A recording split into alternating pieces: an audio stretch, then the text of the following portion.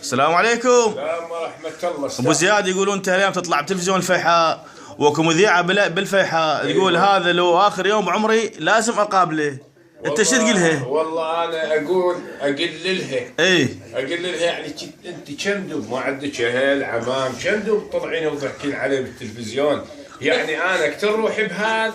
هذا ما بي بس 5 طلقات، انطيني خلنا نرمي روحي متى، انطيني خلنا اكثر روحي. يوميا طلعتني كوكوشتها وهي سترشم اللي شفالون عمي، انطيك مهله 3 ايام. انا راح اروح اشتكي عليكم بالفيحاء.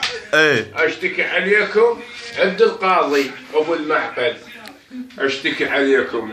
لو تيون تعوضوني دعوه تعويضيه، لو ماكو احط فيكم الصبيان، انزل عليكم بهاي.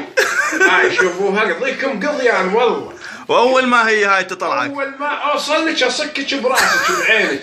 شنو ابويا يوم طلعتيني على التلفزيون ماخذ اذن انت مني؟ وانت شو محصل؟ وانا شو محصل؟ بس الوالد هي يوم طلعت تضحك علي. يلا شنو عمي مكتب حنيش ايش كبره وايش قده واذاعه. لا ما يصير، حقوق النشر هاي. احنا جايين احنا ننزل هاي الفيديوهات.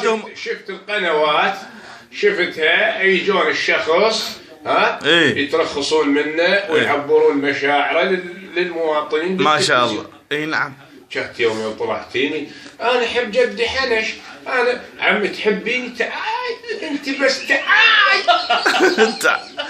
تعال الا شوفك شلون انت بس تعال. انا بيتنا بالبصره بالهارثه مسجد ورقمي 0770 392 3809. مكتب حوليش. مكتب حوليش. اصليك بهاي ليش ما تلفين البصره وتعطيني كلام ويا شيوه؟ سد ابوي.